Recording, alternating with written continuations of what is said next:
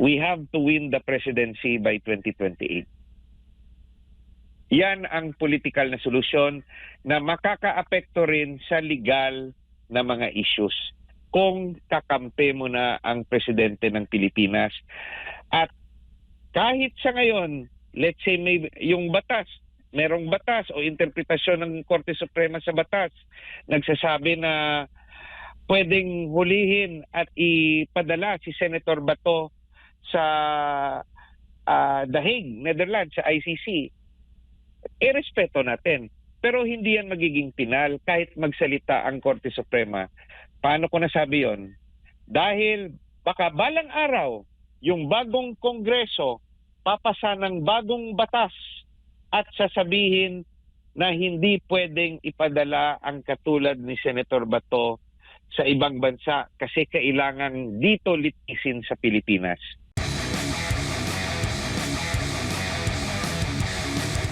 Opo, kung sakali mang mahuli itong si Senator Bato de la Rosa, kaagad-agad ba siyang ilipad doon sa ICC o hihintayin yung magiging desisyon ng Supreme Court, attorney?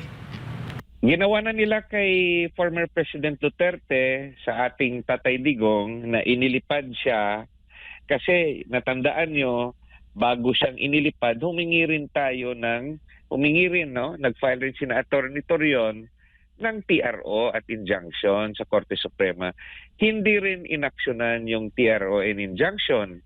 Yung main case nakabinbin hanggang ngayon. Kaya inilipad si former President Duterte sa Hague. O anong nagawa natin? Wala. Yung makakapigil lang ay ang Korte Suprema kung gagamitin natin o irerespeto natin ang ating batas. Labas sa batas, bawal nating sabihin yan dahil magiging issue political na yan. So, pag isyong batas, talagang Korte Suprema lang ang sana nakapigil sa kapulisan o sa Philippine government para mailipad si Tatay Digong at sa ngayon para mapigilan ang pag-aresto kay Senator Bato. Ngayong nahaharap nga itong si Senator Bato sa arrest order, attorney, at maingay pa rin o nagpapatuloy pa rin itong mga umuugong na mga usap-usapan o mga balita na panibagong kudita dyan sa Senado, considering na manipis nga daw yung agwat lamang ng majority, between majority and the minority dyan sa Senado. Paano po yan makakaapekto ngayon? Possible ho ba na matitibag na yung Senate majority, yung bagong Senate majority, o nakikita mong stable pa rin itong solid, itong 13 senador na nasa Senate majority ngayon? Kung yung nakaupo dyan ay Duterte 10, masasabi nating solid.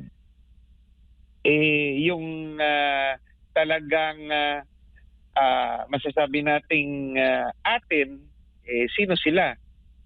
Si Senator Bato, nawawala na nga ngayon si Senator Robin, Senator Bongo, no? Senator Marcoleta, at naging guest candidate nung huli si Senator Amy, na sa ngayon, to be fair to her, nagpapakita naman ng let's say pagkampi, no, sa ngayong Senate majority. Yung mga iba nating kasama nila na sina Senator Cayetano, Peter Cayetano, si Senator Chis Escudero, Senator Jingo Estrada, Senator Villanueva, they originally belong to the previous minority na kasama yung mga PDP senators at kay Senator Amy at Senator Marcoleta. Nadagdagan lang tayo ng magkapatid na Senator Villar at si Senator Pia Cayetano. Now, alam rin natin na yung mga senator, yung 13 senators, yung iba sa kanila may mga kaso na nakabinbin. Hindi natin alam ang epekto kung ifa-filean sila ng kaso. Lalo na, what if kung yung ifa-file sa kanilang kaso ay plunder? Hindi natin alam ano yung magiging resulta sa kanilang pag-iisip. Sana maging tapat sila sa kanilang grupo sa ngayon, pero hindi kasi sila yung talagang Duterte 10 eh. Kaya individual na desisyon nila yan at tao lang naman sila. Kaya sa magkabilang panig, may kanya-kanyang interest at sa huli, yung individual senators ang makakasagot lang yan. Opo, kung sakali man, attorney, na magkaroon po sila ng mga kaso, karamihan po sa majority ngayon ay may mga iba't ibang kontrobersya ang kinakaharap tulad ng mga nabanggit po ninyo. Kung magkakaroon po sila, tutuluyan po sila at manindigan po sila sa kanilang prinsipyo at ang kanilang mga naging desisyon, maaari ho pa silang makaboto pa rin against doon sa impeachment ni VP Sara, kung sakali man? As with regards the conviction ng isang impeachable official, yung mga kukontra sa impeachment, hindi nila kailangan bumoto. Yung kailangan lang boboto, yung magko-convict. Yung magboboto to convict. So, pag merong 9 senators na hindi boboto, mag-absent sila. O yung iba nakakulong. Mananalo pa rin yung kumontra sa impeachment kasi you need 16 positive votes. Pero sa isyong pamaraan o proseso ng impeachment proceeding, pag maging absent ka sa impeachment court, yan yung aantayin natin kung ano yung magiging sagot, kung allowed ba yung pagboto through video. Pero even if allowed pagboto pag video, kung gaya ni Senator Bongo, dadalhin sa ICC sa Netherlands. Kasi sabi ni former Senator Trillanes, yung susunod kay Senator Bato si Senator Bongo, kahit video, hindi yun i-allow ng ICC. Kaya problema talaga. Dito naman sa ibang mga senador, kung may plunder case sila at hindi sila bibigyan ng pagkakataon na makapagpiyansa, i-allow ba ng korte na ipagpatuloy nila ang kanilang trabaho bilang senador through video conference? Based on experience, nung panahon na nakakulong si Senator Laila de Lima, was she allowed to participate by video conference and vote? Sa alam ko, parang hindi. Kaya it depends on the court that will be handling their case if i-allow ng huwes na pwede silang sumali sa proceedings through video conference. And secondly, there is also a question if it will also be allowed by the Senate as part of the rules. So I think i-convene pa lang yung Senado at gagawa pa lang sila ng kanilang rules.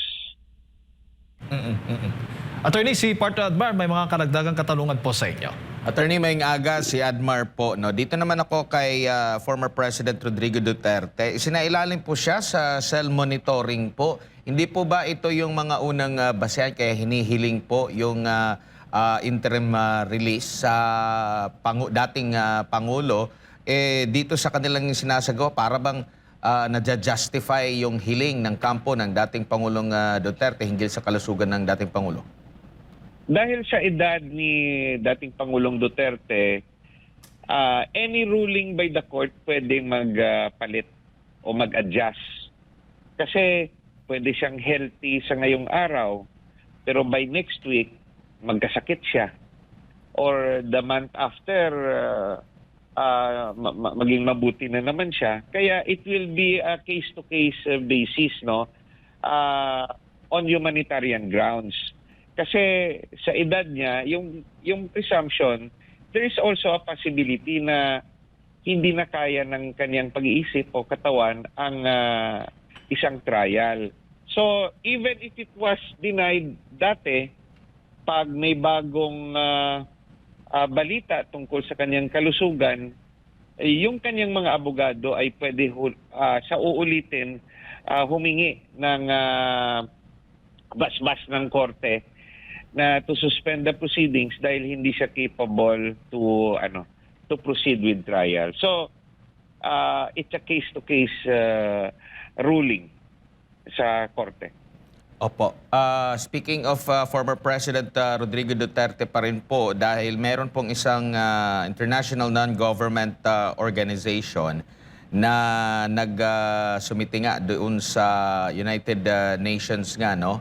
Nakikita nila na pinupolitika nga itong si former President Rodrigo Duterte.